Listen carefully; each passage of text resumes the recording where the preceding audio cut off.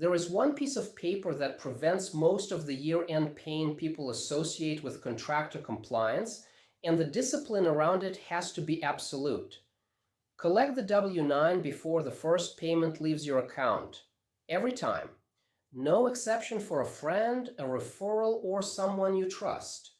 The contractor who is easy to reach in April is harder to reach in October, and may be impossible to reach in January when their email bounces, and the SSN you have remember turns out to be wrong. The cost of disciplined upstream collection is zero. The cost of January retrofit can include backup withholding exposure on every payment you send. January is a terrible time to track down tax forms from someone you paid in June. The contractor's email may have changed. The SSN you wrote on a sticky note may be wrong. The address on file may belong to a place they no longer live. The discipline that fixes this is one rule, applied without exception. Collect the W-9 first, before money moves, no negotiation.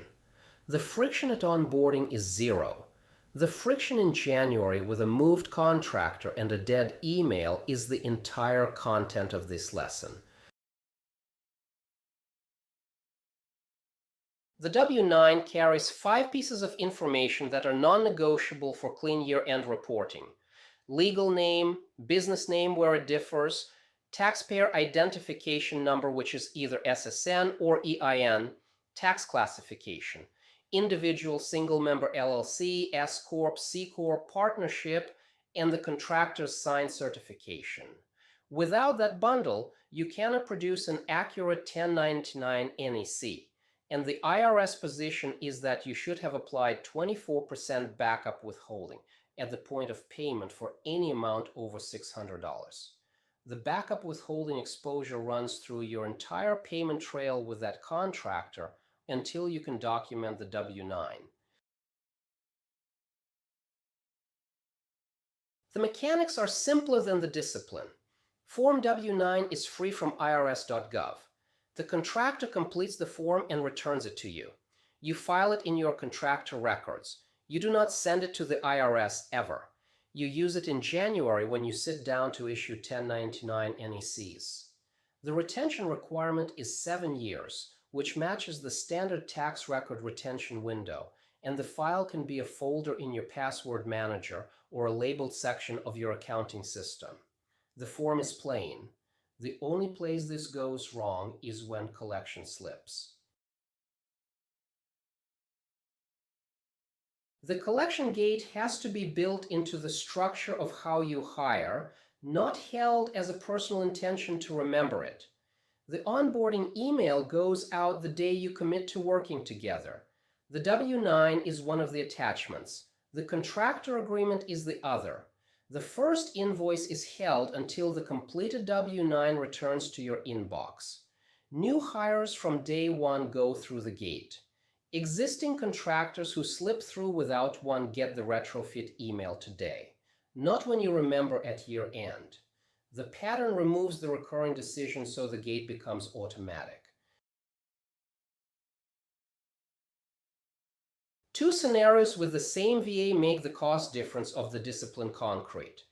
Path A, the coach hires the VA in April with the W-9 in the onboarding checklist alongside the contractor agreement.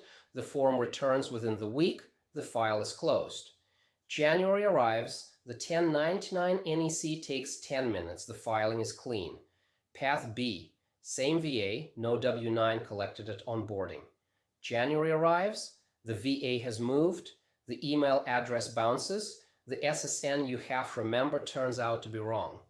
Backup withholding exposure on every payment plus late filing penalty, plus a 1099 sent to an address that may not exist anymore. Same VA, different discipline, 2 completely different January outcomes. Mid-year retrofit is awkward, but it is also cheap, which is why it has to happen today rather than in November. Open your contractor list. For every active contractor without a completed W-9 on file, Draft a short request email this morning with a return deadline tied to the next payment date. The conversation is direct. The W-9 was missed at onboarding. The IRS expects it on file. The form takes the contractor 5 minutes to complete. 9 times out of 10, the form comes back within the week. The 10th time, you have a months-long head start on the year-end scramble. The W-9 is the gate for everything else. The next video walks January 31st, the deadline for issuing 1099 NECs to contractors and filing copies with the IRS. The clean W-9 file you build through disciplined upstream collection is what makes the January work mechanical instead of a scramble. You have the W-9, you know what it is for. The discipline lives in the onboarding email. Build it once. Use it every time.